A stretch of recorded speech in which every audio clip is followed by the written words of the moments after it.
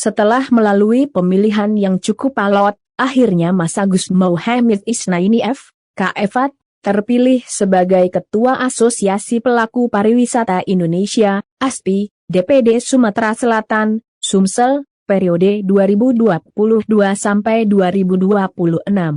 Dalam ajang musyawarah daerah, Musda, kedua ASPI Sumsel, Rabu, 25/5, di Hotel Cordela Palembang. KF meraih 16 suara dan mengungguli rivalnya, Iwan Setiawan yang hanya meraih 6 suara. Alhamdulillah atas kepercayaan teman ASPI. Saya akan merangkul semua anggota, tentu saya tidak bisa bekerja sendiri.